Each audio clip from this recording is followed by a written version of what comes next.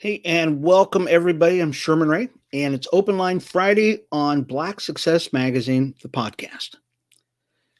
I want to welcome everybody to the show today. It's Friday. It's Open Line Friday here in Black Success Magazine, the podcast. I'm your host, Sherman Ray. We come to you each and every morning, Monday through Friday, about 8:30 in the morning to about 9 o'clock in the morning, where we talk about the people, trends, topics, the news, all from a Black success perspective. And today it's Open Line Friday, where we turn over the microphone to you. We read viewer mail, and we just talk about whatever you want to talk about. Because Monday through Fridays, I talk about basically, or Monday through Thursday, I talk what I want to about whatever I want to talk about. Black Success Magazine. If you'd like to find out more about what we do on Black Success Magazine, just go to our website at blacksuccessmagazine.com. You can always email me at info@blacksuccessmagazine.com, and also follow us on Instagram, Facebook, Twitter, YouTube, or Apple Podcasts. I know a lot of you, before we get into the viewer mail, we were talking about this new show that we're producing, and we're really been working on it really hard, just trying to get all the stuff together. And it's called Las Vegas Speaks. I was going to try yesterday. I was trying to bring up a video on it. I'm going to try again right now to see if I can actually bring it up. And we'll see if I can actually bring it up, because I think it's something, at least the intro of it, so you can actually at least see the intro of it. And let's see if I can actually bring up Las Vegas Speaks. Oh, there it goes.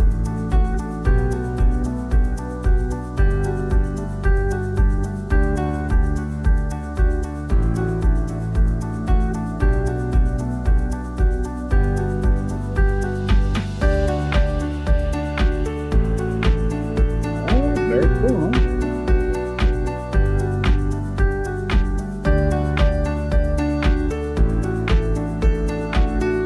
Hello, everyone, and welcome to Las Vegas Speaks. My name is Guy Dawson, and I am your host. Well, isn't that cool? And so that's really Las Vegas Speaks, folks. And I'll play it kind of in the background. You can take a look at it. But Las Vegas Speaks is really our new venture we're going to be working on. I'm very excited about it. As you can see it kind of playing in the background there. We had one of our first guests on the show was the city council woman here in Las Vegas. Her name is Victoria Seaman. And so she was on the show. I'm going to fast forward this just a little bit, because I want to see, because I know some of you want to actually see my face on here, right? No, that's all right. We won't go there. But that's Las Vegas Speaks. Very excited about the show and what it's going to be doing and what we're going to be doing with the show as it goes on. So today is Open Line Friday, and I know a lot of you have had questions. You've got, and I've got a bunch of questions here in front of me, which is kind of fun to check out some of the questions. Let me tell you really quick about, we had a networking event last night, and make sure my microphone's on. So a networking event last night, and I had an opportunity to speak with a young entrepreneur, and probably one of the most, I had a good time. I really did. Many of you know that I've been a consultant. I've been a counselor, a mentor for many, many years. And I love it. I mean, I really love sharing what I do, because you don't want to be like the Dead Sea, where everything goes into you, but nothing comes out. So you always want to have stuff flowing in and out of you all the time, all the information, all the experiences, that kind of stuff, especially if you can help impact somebody else's life. So yesterday, I had a conversation with a guy during this networking event, and he's not from Las Vegas. He's he's from another state. I won't even tell you exactly who he is, because if I do, I don't want to embarrass him. I didn't tell him I was going to talk about this yet. But as we were talking, I said to myself, this guy has got a lot of potential, and not just a little potential, a lot of potential. He's got a great business. And as we were able to share and to talk a little bit more about what he's doing, that kind of stuff, it became more and more evident to me that he is probably going to be the next generation of entrepreneurs here in Las Vegas. So it was fun. It was just a meaningful time of talking with somebody, and I'm probably going to do a lot more mentoring, that kind of stuff. I used to do it for free, but folks, I get so many calls for people for me to mentor them in their business and help them move forward that we're probably, I'll make the announcement, maybe in a week or so we'll formalize something where we can actually start mentoring business owners and helping business owners move to the next level, or if they want to start up a business. And I've got a lot of experience in starting business. Matter of fact, I ran a restaurant. We started our restaurant back in 2012, 2013, and ran it for about 7 years. So I would be classified as an expert at this point, as far as business startups. So we'll make an announcement on that. And if you need to take your business to the next level, I'm there to help, and we'll definitely get you to where you want to go. All this week, we have been talking about the latest and the greatest things that have been going on. I do have a stack of questions here. And before we get to them, I just kind of wanted to slow down just a little bit, let you know that things are going great. We are just moving past this whole COVID thing. Shots are going out all over the place, which is great. As a matter of fact, most states are like 25% in most states. Here in the state of Nevada, it looks like we've got another 9 days or so before schools are back opened up again, which is great. In our state, they will be opening up, I think, kindergarten through 8th grade. Yeah, I think it's kindergarten through 8th grade in our state of Nevada. So we are very excited about that, to get the kids back to school. As a matter of fact, there's I don't know if you've got kids, but kids do much better when they are with somebody who's going to guide them through, life's ups and downs. And we, even as adults, we're no different. We need somebody to help us through, and that's why you're watching this show today. That you're getting something out of the show today. So we're very excited about that, and that's pretty much what's going on right now in the state. So let's get to some of this viewer mail. If you're watching us on YouTube, you're watching us on Facebook, you can ask questions right now. There's no problem with that at all. I can actually see your questions. So go ahead and put them in the comment section. There is a delay from when you ask your question to when I get it, and vice versa when I get it back to you. So just give us just a minute to kind of figure that out. But I do have viewer mail in front of me right now. And if you want to send me viewer mail, if you want me to answer your email online or on the show, just send me an email to info@blacksuccessmagazine.com, and I will answer your question on air. So that'll be cool. Well, here's the first question. This one's from Millie, who is in Dakota, it looks like. What does this question say? She says, I have a friend who's wondering how much it takes to start up a business. Okay. Oh, that's pretty straightforward. And the short answer is a lot. It used to be a lot less, but it's whatever thought you had about starting a business, multiply it by 3 times. I think that is probably the easiest way to answer that question. If you think it's going to cost $100,000 to start a business, probably figure around about $300,000. It never fails. When we first started our restaurant a number of years ago, we figured it would cost a certain amount of money, and then all of a sudden, licensing your sign for your business, which was like $7,000, right now, and the owner of the building says you have to have that up like tomorrow, and you go, what? There are always unforeseen things that come up. One of the things that you really should think about is that you have to have enough money in reserve for you to not have to work for an entire year. Okay. And I think that's probably one of the baselines. So whatever it takes you to survive on a monthly basis, multiply by 12, that's how much money you're going to need just for you, because you're not going to get paid. That's just the way it is in business. You're not going to get paid for an entire year. So put that money in reserve. It's got to be something in reserve, because you are not going to be paid. You're going to be working your first year basically to survive and to pay your employees if you have them. So that's one of those big things that you're going to have to look at.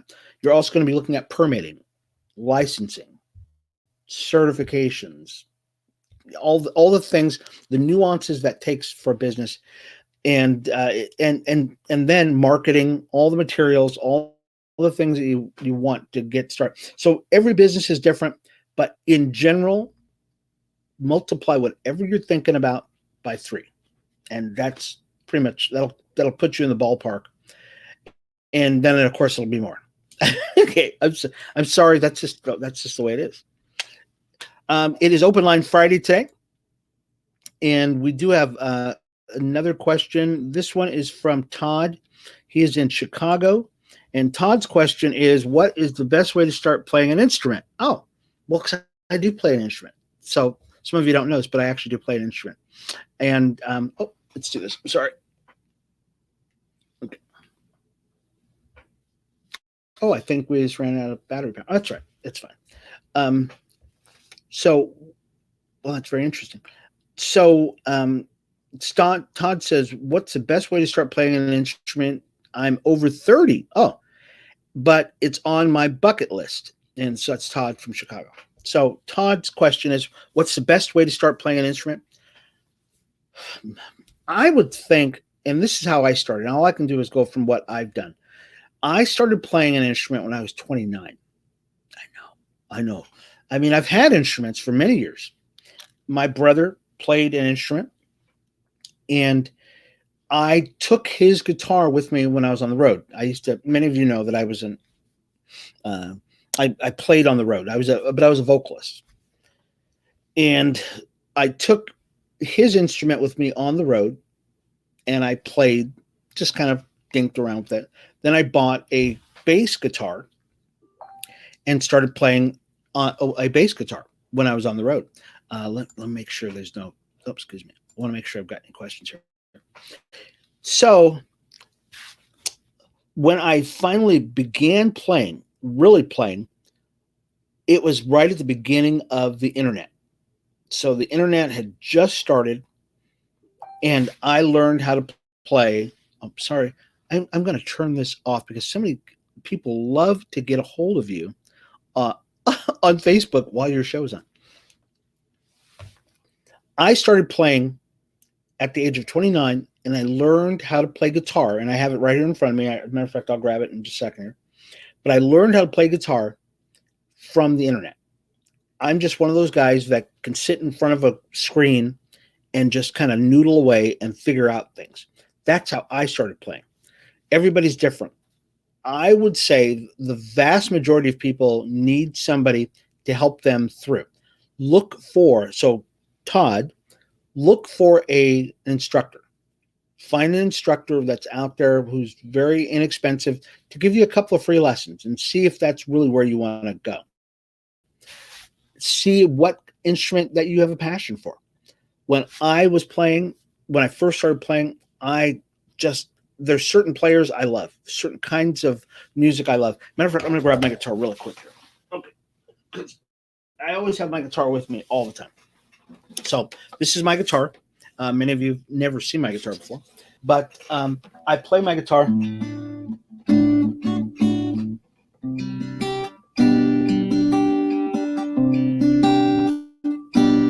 Okay, so I have my guitar with me all the time. And when I first started playing my guitar, one of the things I did is I emulated players that I really loved. And those players tended to be Spanish guitar players. They tended to be finger picking. So I don't use a pick most of the time, because I love just the whole finger picking thing. And then that's kind of what I did.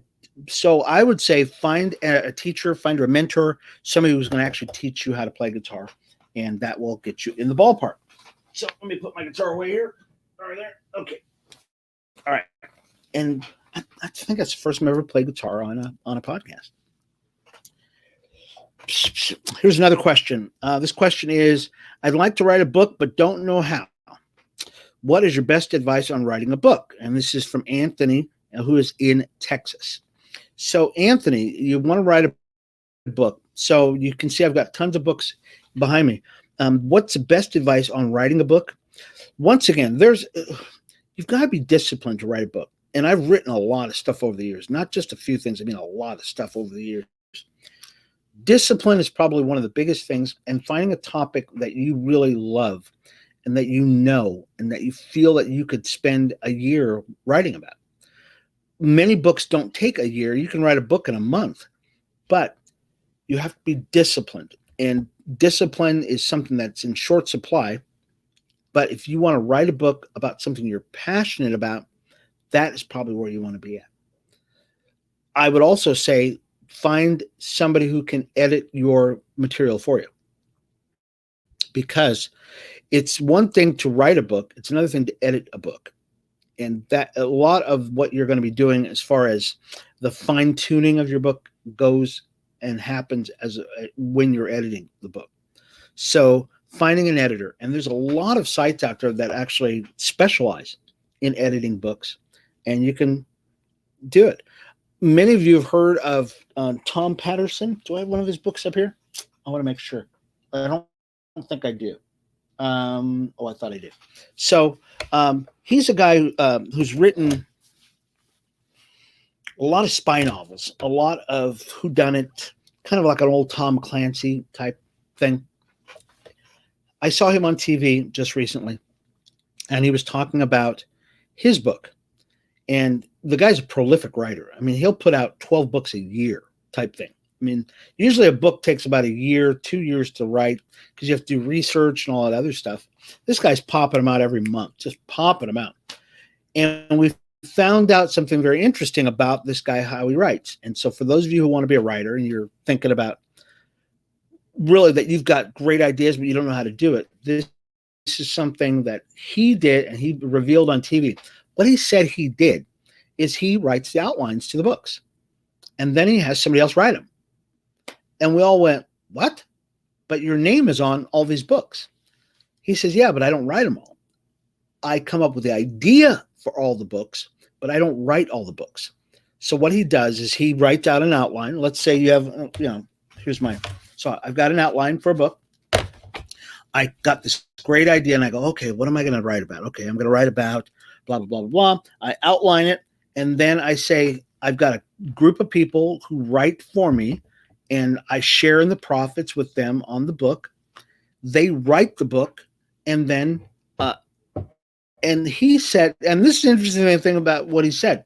He said that he doesn't even know the endings to the books because he writes the beginning of the book. That's funny, isn't it?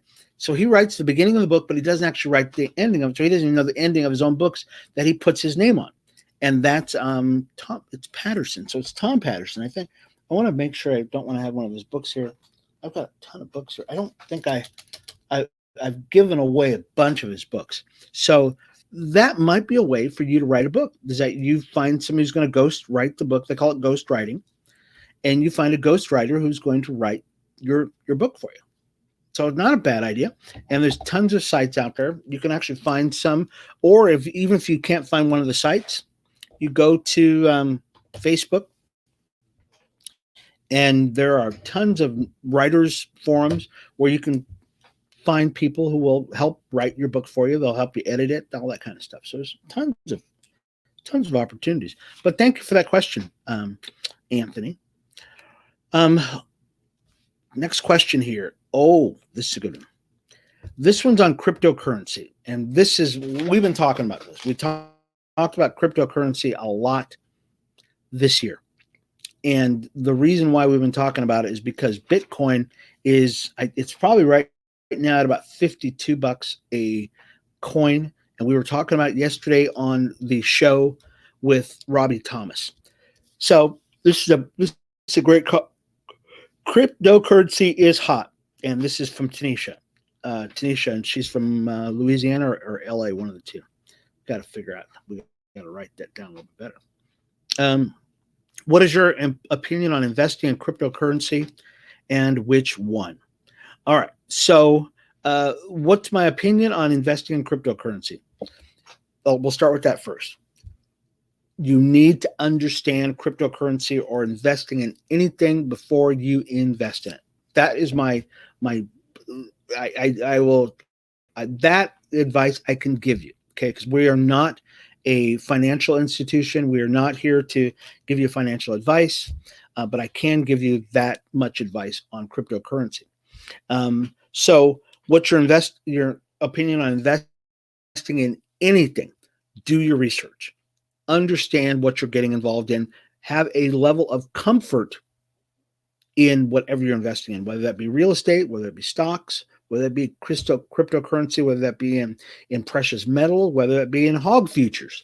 You need to be very comfortable in whatever you're investing in and need to know it, because unfortunately there are people out there that will take advantage of you. They'll do whatever they can to take your money. So you need to understand it. But as far as cryptocurrency goes, which one should you invest in? Because I do not understand cryptocurrency as much, I would say you probably need to do your homework on it. This I would advise you to do is that you always buy low, you sell high. Okay, find the cryptocurrency that looks like it's on its way up, it's on its ascent, it's not on its descent, it's on its ascent. That's the one you want to look at purchasing if you are going to purchase a cryptocurrency. And I'm going to turn off my Facebook here because people are just all over it. Okay. You want to find a cryptocurrency that's on its way up as opposed to one on its way down, and look for one that looks like it's going to be the next thing. Right now, Bitcoin is like at $52,000 a coin. Okay, one coin. There is a new cryptocurrency that is targeted at the Black community. It's called Guap Coin. I'm not a representative of Guap Coin. I was just talking to Robbie about it yesterday, so that's why it's on my. And there's tons of them. There's like 8,000 different cryptocurrencies out there, but Bitcoin is at about 52,000. Guap Coin is about 20 cents a coin and rising. So you always want to find a coin or a currency or a stock or whatever you're going to invest in that's on its going up as opposed to maxed out, that kind of thing. Aletha is in Arkansas. Her question is it difficult to become a podcaster? The answer to that is no. It's not very difficult to be a podcaster. If you can speak coherently, can communicate your ideas, it's not tough at all. The problem with podcasting tends to be in the content, who you're talking to, what you're talking to. Matter of fact, I will do a video on podcasting. I'm going to be speaking in front of, that's too funny, I just thought about that. I'm going to be speaking in front of a group of business owners to talk about podcasting, because evidently I'm an expert now. I don't know how I got to be an expert, but I'm an expert. I've podcasted for many years now, and I've learned a few things about podcasting that probably help, technical things on how to podcast and how to get it up on the major carriers, that kind of stuff. So I guess I'm an expert on this, but content, that kind of thing. Matter of fact, there was a radio personality that just passed away recently. I do a half an hour show, and they do a 3-hour radio show. There's a difference between podcasting and radio. It's just two different worlds. But the principles are basically the same. You still have to be able to communicate and to create something that's actually kind of enjoyable in a way that your listeners are going to listen to. So podcasting, no, it's not a tough thing to do, it really is. Okay. Oh, here's a question. I'm going to skip a question because I think this is kind of weird too. The question is my ex divorced. Oh, come on. Is this really a question? Okay, I'm going to read this question. We say we will answer, and somebody thought that this was a great question to ask, so I'm going to answer this question. My ex divorced me a year ago, but won't stop asking me out at least once a month. I don't have to tell you what happens on those quote dates. Okay. I still have feelings for her. Oh, it's a guy. But we're divorced, and I know this isn't going to end well. Any advice? And the person was anonymous. Of course, they put the anonymous as their name. Well, dear Lord. So what we call this we call this, okay, I won't tell you what we call this because it is kind of, if you are not going to be married to this woman again, and I know you have feelings for this person, but that's not your wife anymore. We call this in psychological terms as you're being codependent, and you are not, there's no separation. You haven't broken the bonds of separation. You need to break this off and allow her to move her direction and you to move your direction. This cannot go on much longer. I really am advising you here. Make this stop. Make this stop. When she calls you, say, I love you, hon. It's been wonderful. We've had a great long relationship together. And forever. And it really, we never even asked, she probably asked how long they were married. But there's still separation anxiety going on. There's some separation thing that's going on. Either that or she still wants you back. But you need to figure this out. If you are going to be married, be married. If you're not going to be married, you need to cut that off and just make that happen. Okay? I'll leave it at that because we know what's going on. We know what's going on there. Okay. Let's go. I know we're getting off that subject really quick, didn't we? Let's go to the last question because I think we got time for one more question. This question is, it's another anonymous person. This is, I'm graduating from high school in a couple of years. Oh, so this is a younger person. So I'm graduating from high school in a couple of years. Should I be thinking about college?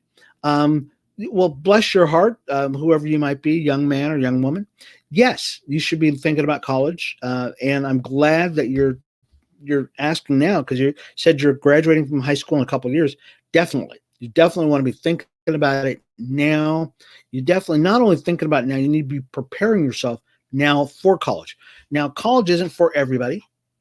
Not everybody needs to go to college. I went to college, my wife, but not everybody needs to go to college in order to get to where you're going to go in life. But if you're thinking about it, you need to think about it really early and preparing yourself for it because it is very, very competitive to get into a great college.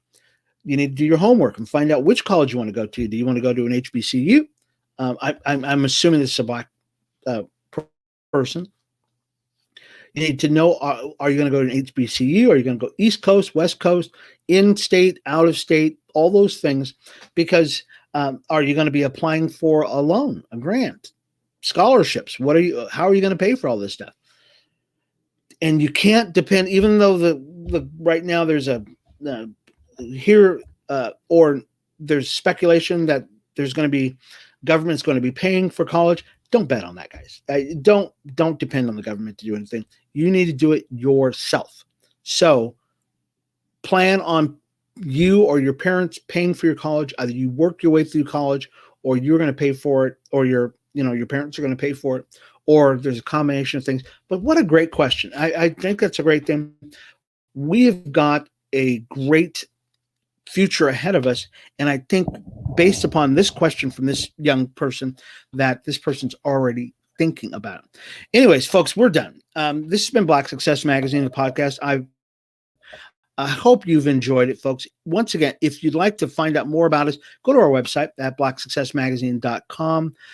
As always, if you've got a question, you'd like to hear more about us, if you'd like to get the magazine or something like that, just send me an email, blacksuccessmagazine.com. Always follow us on Instagram, Facebook, Twitter, YouTube, or Apple Podcasts. Thank you so much for being a part of the show. This has been Sherman Wright, Black Success Magazine, the podcast. We will see you later, folks. Have a nice weekend. Bye-bye.